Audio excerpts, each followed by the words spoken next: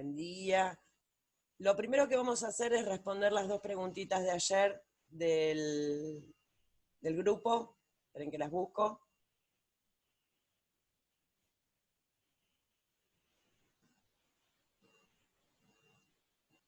Y dice, ¿los opioides endógenos son sintetizados en el sistema nervioso y son neurotransmisores?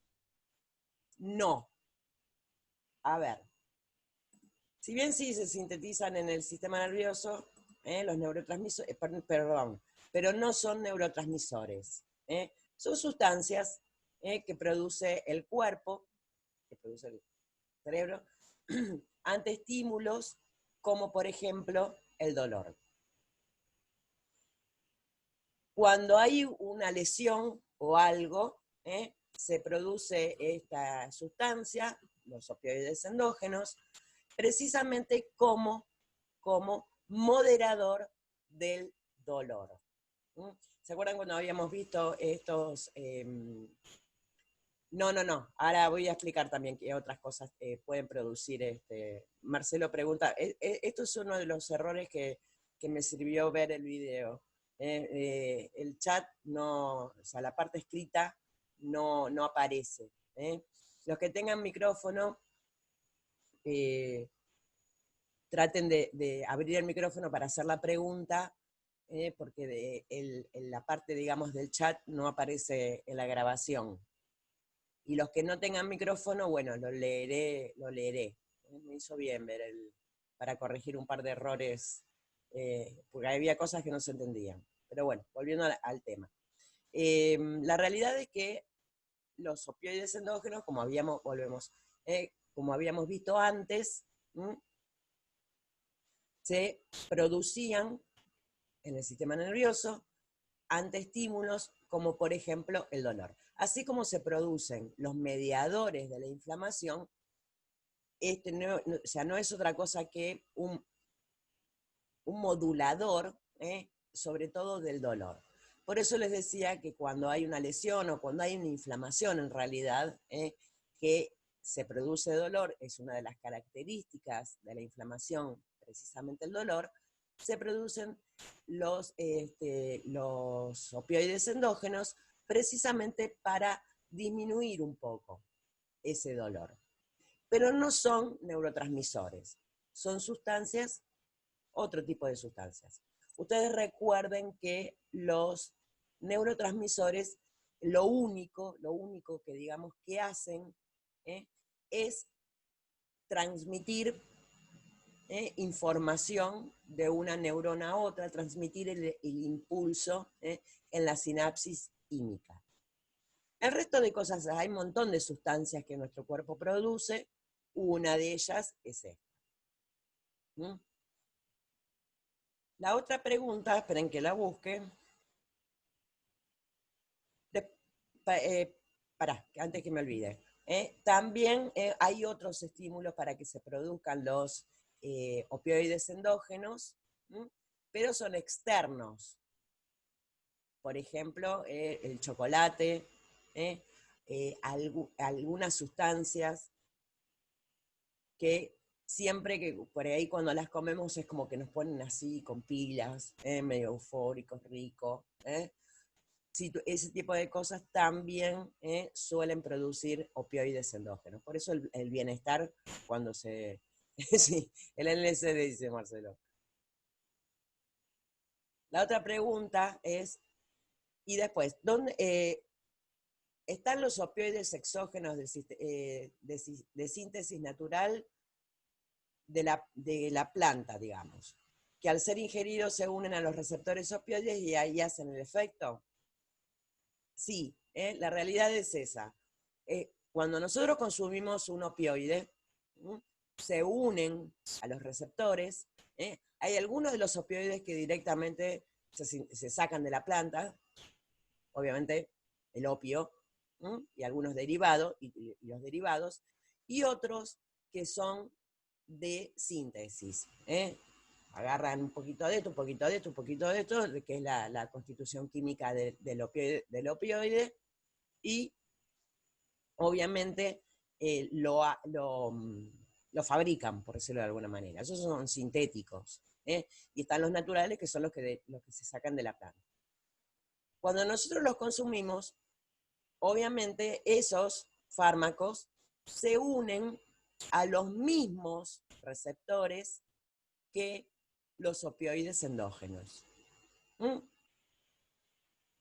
Y la tercera y por último, los endógenos, ¿en qué momento se activan o se unen a receptores?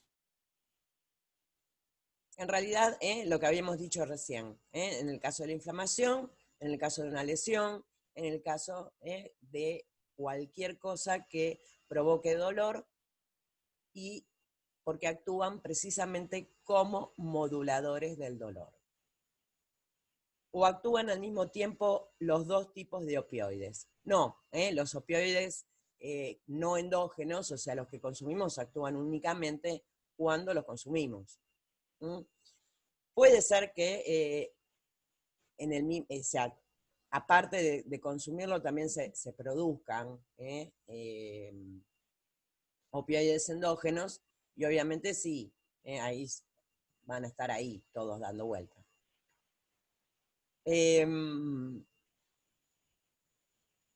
¿Alguna duda quedó con respecto a esto, Stephanie y Lucía, que eran las dos que habían preguntado?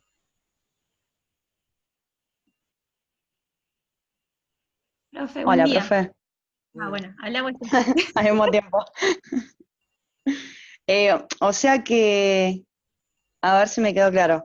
O los opioides exógenos, digamos, los que consumimos nosotros, está bien, hacen su, digamos, su acción por aparte, ¿no? Por un lado. Entonces, no entiendo para qué están los endógenos, solamente para estímulos del dolor, ¿Y por qué están ahí? O sea, solamente para eso. claro, en realidad esa es una sustancia que produce nuestro cuerpo.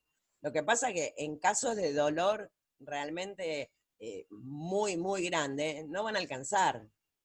Por eso se crearon estos fármacos, no es que se crearon estos fármacos, que se descubrieron estos fármacos para paliar ese tipo de dolor tan fuerte. Sí, No es que el cuerpo dice, lo produzco o no lo produzco. O sea, es claro. como todas las sustancias que nuestro cuerpo produce.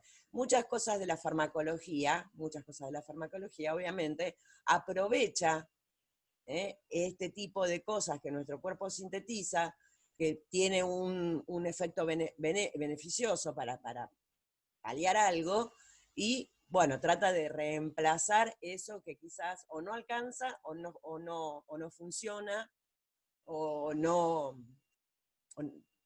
o no está, o que el cuerpo por alguna patología no lo produce. De ese tipo de fármacos vamos a ver unos cuantos. Vamos a ver que, por ejemplo, la insulina, la levotiroxina, a medida que vayamos viendo patologías vamos a ver muchos fármacos que incluso se denominan tratamientos de reemplazo, porque el cuerpo o no produce la cantidad necesaria, o lo que produce no funciona. En este caso, precisamente como el dolor para el cual se utilizan este tipo de fármacos es un dolor muy, muy fuerte, un dolor grave, obviamente lo que produce el cuerpo no alcanza, no va a llegar a paliar. De hecho, actúan en un momento específico.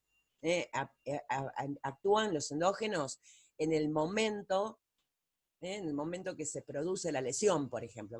Por eso yo les había puesto como ejemplo el dolor que se producía en una lesión durante, qué sé yo, un partido de fútbol o cualquier actividad deportiva, porque esta actividad deportiva, por ejemplo, correr, hacer ejercicio, es otra de las cosas que también producen endorfinas. Por eso ese bienestar que se siente después de haber corrido, después de haber hecho ejercicio, por más que estamos cansados, uno también siente como una especie de euforia, así, uy, mira qué bien, qué sé yo. Entonces, obviamente esas lesiones que ocurren en esa situación, en ese momento van a estar un poquito ahí dormidita. Pero después, cuando las endorfinas o todos los opioides endógenos desaparecen, ahí es donde empieza realmente el dolor de la lesión. Ahora Profe, y sí, cuando dice se unen a los mismos receptores que sí, los opioides endógenos, sí. o sea, ¿cómo? No entiendo. O sea, digamos como que hacen el mismo mecanismo, no entiendo. Claro, exactamente, exactamente. O sea, actúan como si fuesen los opioides endógenos, los que Exactamente, consumimos nosotros. exactamente, exactamente. Ah, Actúan a nivel, o sea, nuestro cuerpo tiene receptores para un montón de cosas. Entre todas esas cosas que tiene receptores nuestro cuerpo, precisamente es para estas sustancias llamadas opioides endógenos. Que obviamente la farmacología lo único que hizo fue aprovechar que existían esos receptores para obviamente producir el mismo efecto que produciría o que produce estas sustancias en nuestro cuerpo. Acá Marcelo dice, como la gracias, adrenalina profe. de nada, la adrenalina y los betabloqueantes. Sí, por ejemplo.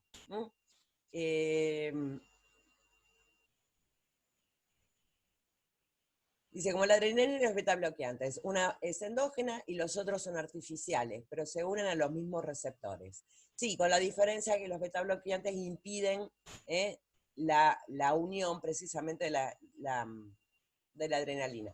Después eso lo vamos a ver un poquito más adelante. Lucía, ahora te toca a ti.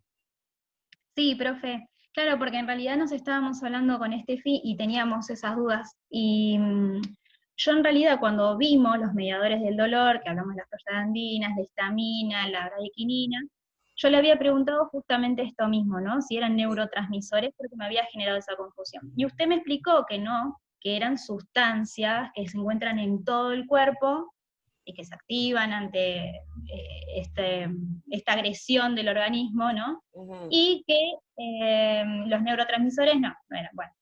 Pero después nos dio esta duda leyendo y lo buscamos en internet. Y en internet nos decían que era un neurotransmisor. Y claro, se nos cayó todo. Y no sé si vino de Wikipedia, ¿eh? Eso lo sabe Steffi. No, no. La Porque realidad. ella y ahí nos. Y otra cosa, este dibujito que está en la 171, que es tipo como la sinapsis que habíamos Sí, visto la otra vez, eso lo va a sí. explicar porque me parece que está genial y ahí nos resuelve la duda. Dale, También. dale, ahí lo vemos, ahí lo vemos. Me Vamos a. mandaste de frente, Lucía. No, pero bueno, porque nosotras nos vamos consultando y Está vamos bien, Sí, sacando es las está verdad. dudas. bueno eso. Está bueno estudiar y compartir dudas y. Me dijiste 171. Acá. Sí, 171. Bien. Esto es el estímulo. Acá es donde están los receptores. Y acá habla de la morfina. Acá es donde va el estímulo del dolor. Acá estamos hablando de un nervio sensitivo, ¿no? El nervio sensitivo lleva desde la periferia hacia el cerebro para que el cerebro interprete esa sensación de dolor. La morfina, ahora cuando veamos, es como que, fíjate que acá, este cuadradito negrito de acá, receptor para los opiáceos. Les hago una aclaración, opioides y opiáceos es lo mismo. Es como que la morfina se une al receptor. Y acá, en este caso, lo que va a impedir es la liberación del neurotransmisor para que continúe el estímulo, para que ese estímulo doloroso no llegue al cerebro y sea interpretado como dolor. ¿Ahora quedó un poquito más claro?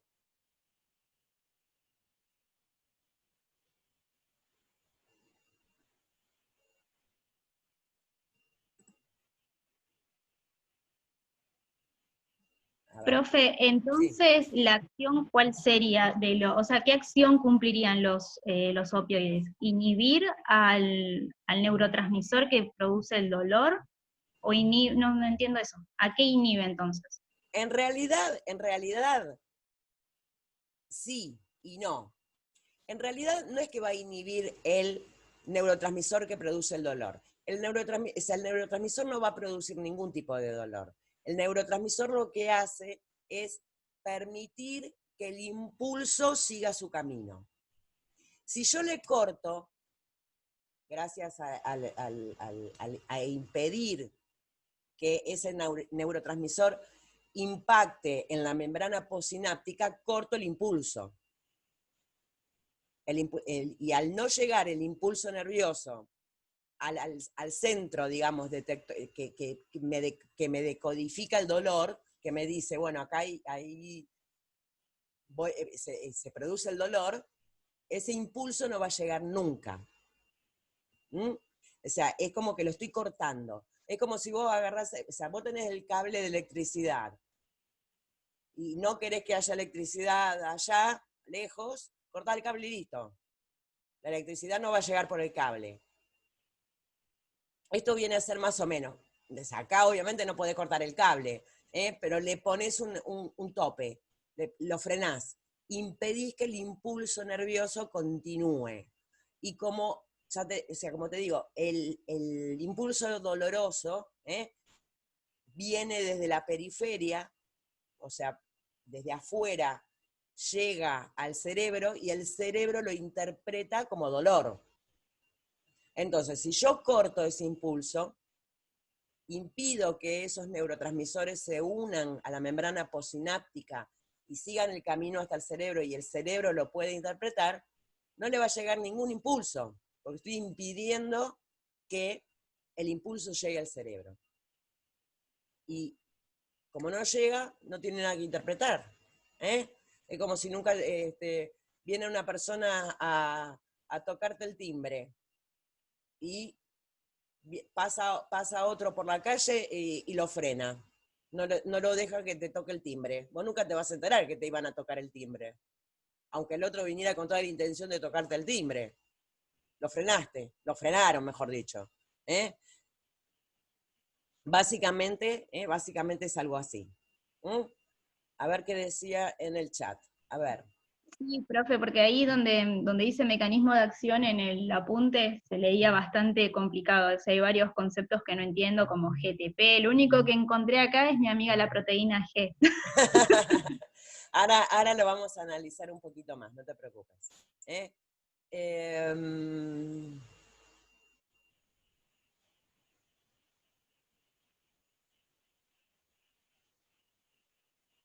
Marcelo acá me pregunta qué cosa es un neurotransmisor según el internet, que los opioides endógenos. Profe, no tengo imagen. María Cruz, no sé el resto, pero no sé si tienen imagen el resto. O sea, inhiben transmisiones de impulsos. Sí, Marcelo. María Cruz, profe, los opioides endógenos son como los mediadores del dolor y las produce en nuestro cuerpo. Sí, es un mediador. Es un mediador de dolor. Nada más que en vez de aumentarlo, lo disminuye. Bien, vamos a volver a la pantallita. Y bueno, a ver. Así vemos un poquitito lo que preguntaba Lucía. Dice, mecanismo de acción. Dice, los receptores mu, kappa y delta se localizan de localización neuronal endógena, están acoplados a la proteína G, que son proteínas fijadoras de GTP, con inhibición de la adenosiclasa. Esto. En realidad, estos son todos procesos químicos que ocurren en la transmisión de casi todos los impulsos nerviosos con respecto a todo esto lo que es la transmisión química. ¿Qué es lo que ocurre? Yo lo salteé, lo dejé de lado, porque es algo demasiado específico, demasiado... o sea, es como que deberían tener una base de bioquímica que lamentablemente ustedes no tienen, porque prácticamente no tienen necesidad esa, como para, digamos, entender todo esto. Vos pensás que para poder entender esto, a veces tenés que tener un año entero de una materia que se llama precisamente bioquímica y física biológica, para poder entender todo este tipo de reacciones químicas, reducción, oxidación, el ciclo de Krebs, el ciclo de Pipí, el ciclo... yo por lo general los evito, porque la verdad es que a los fines de esto es quizás un poco excesivo. Y quizás para simplificarles un poco, cuando estamos en clase presencial, obviamente son pocos los que leen el material de estudio, te soy sincera, y se quedan un poco también con lo que vemos en clase. A mí lo que me interesa es que ustedes recuerden esto, que los opioides se unen a los receptores y hacen el efecto. El mismo efecto que haría el... ¿cómo se llama? No me sale. El opioide endógeno. Pero si te interesa, o a cualquiera de ustedes les interesa, me avisan un día, nos sentamos un ratito acá por Zoom, me decís, profe, quiero entender esto, me avisás por WhatsApp, nos conectamos y te lo explico. La realidad es que es muy, muy específico y quizás, como vuelvo a repetir, se necesita realmente, para poder realmente entenderlo, todos estos términos, todas estas cosas, o sea, un año de química biológica y física biológica. Pero, ya te digo, estas cosas yo las suelo dejar de lado. Esperen que había algo en el chat, me parece. O sea, necesitamos a los receptores del cerebro para que hagan el efecto, pregunta Priscila. Sí, los receptores del cerebro y de todo el cuerpo. Los receptores mu, kappa o delta, obviamente están distribuidos en todo. Stephanie nos cuenta que tuvo un año de bioquímica, pero ya pasaron 2 años y no me acuerdo de mucho. Y no, son cosas que realmente, si no las estás ejercitando todo el tiempo, se olvidan. Bueno. ¿El resto tiene alguna duda con respecto a esto antes de seguir?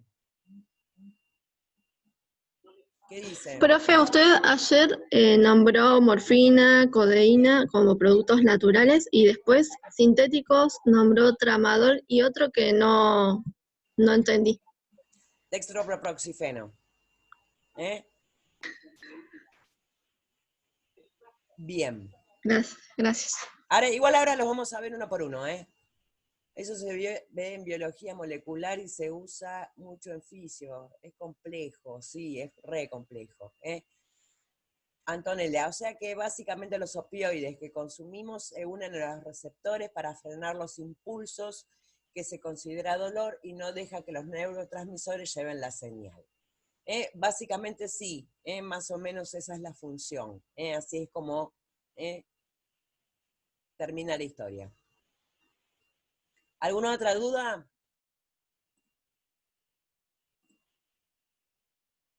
¿Sigo? Bueno, los efectos, acá nos va a hablar en una primera parte de los efectos farmacológicos de todos los opioides. Dice, los opioides producen sus efectos principales en el sistema nervioso central y el intestino por medio de los receptores Mu. Los efectos son notablemente diversos y consisten en analgesia, somnolencia, cambios de humor, depresión respiratoria, disminución de la motilidad gastrointestinal, náuseas, vómitos y alteraciones de los sistemas endocrino y nervioso autónomo. O sea, como ven, hacen efecto a nivel de todo el cuerpo. Pero cuando nosotros, cuando se indica un opioide, cuando se indica un opioide, el efecto que se busca es exclusivamente a nivel del sistema nervioso central y precisamente para calmar el dolor. Se usa exclusivamente para calmar el dolor. Con lo cual, todo el resto de los efectos farmacológicos que producen los opioides terminan siendo efectos adversos. Pues yo quiero calmar el dolor, pero resulta que si yo quiero calmar el dolor y me produce constipación, me produce somnolencia, me produce un cambio de humor, me puede producir una depresión respiratoria. Eso termina siendo efectos adversos. Bien. Acá en este cuadrito de acá les dice más o menos qué tipo de receptor, a qué tipo de receptor se une y produce el efecto. No nos vamos a estar haciendo demasiado problema con respecto a esto. ¿Sí? A ver si se une el receptor Mu, si se une el receptor kappa o al delta, a ver qué es lo que me va a hacer.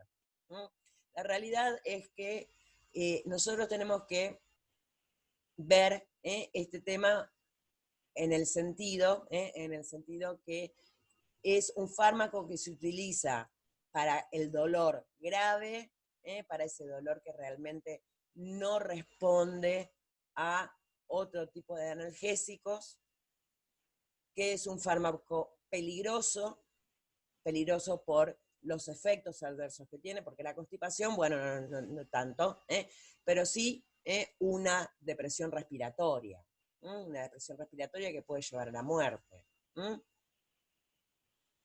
Y acá precisamente les habla de los efectos adversos. En el sistema nervioso central, analgesia, analgesia es lo que buscamos, alteraciones del humor, náuseas, vómitos, distermia, diaforesis, miosis, antitusígeno también, somnolencia, neurotoxicidad, vértigo. A ver, perdón, que veo que hay un montón de preguntas.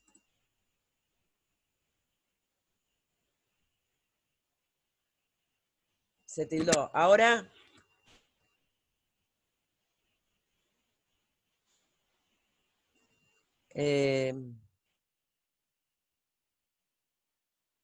La arenina saca. Sí, lo de la represión respiratoria, después vamos a ver cómo se revierte todo eso.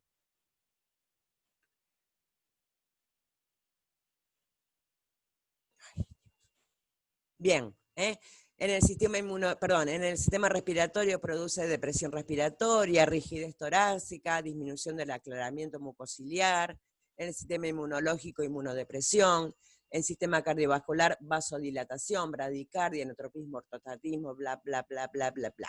Estreñimiento, disminución del vaciado gástrico, boca seca, rubor, prurito. En el sistema genitourinario, retenciones, disminución de las contracciones, todas esas cosas. Todo esto son los efectos adversos y la peligrosidad que tienen este tipo de fármacos.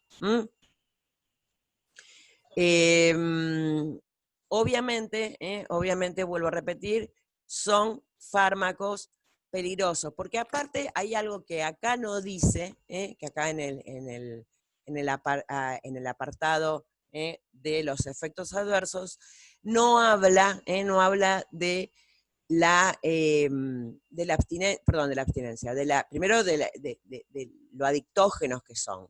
Es muy difícil dejar de tomarlos una vez que se terminó el tratamiento o lo que fuere.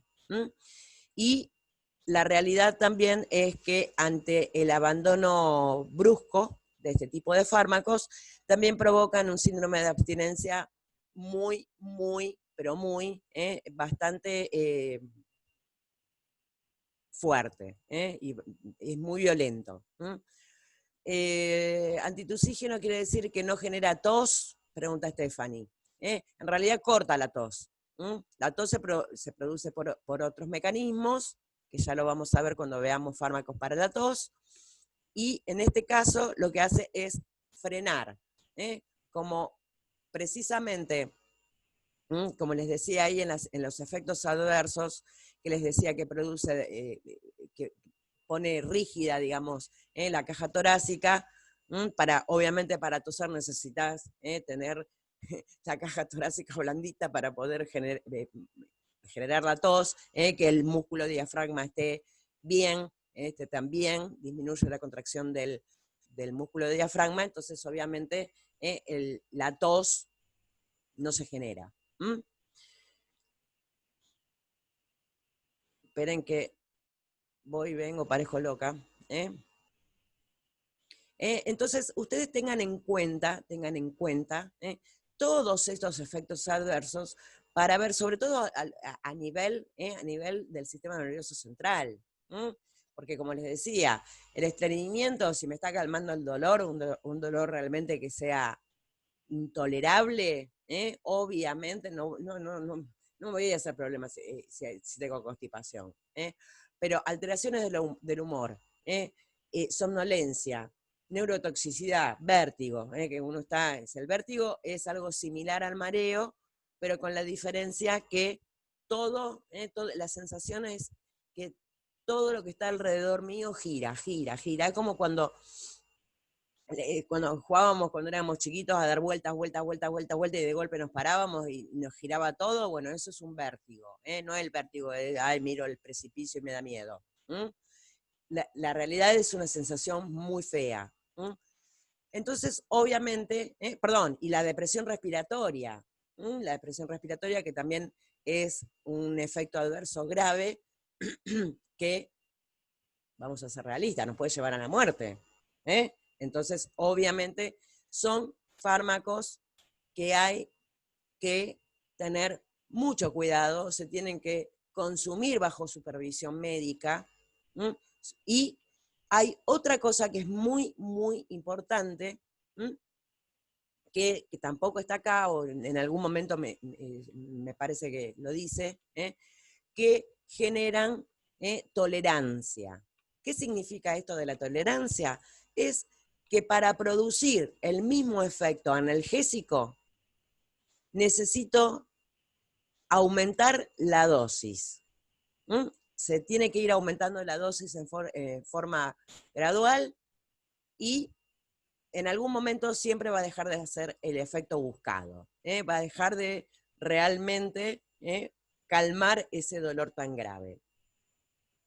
Entonces, obviamente, ese aumento permanente de la dosis puede llevar a una sobredosis. Antonella dice, igual dice que cuando dan opioides se da también laxantes. Sí, porque la constipación que producen los opioides es bastante fuerte. Profe, pero los efectos adversos en la parte de efectos del fármaco dice lo mismo. O sea, el mismo efecto, pero ¿no sería esto cuando uno consume en exceso? No. No. No. Lamentablemente, prácticamente los efectos adversos, se nos está por terminar, cualquier cosa después seguimos.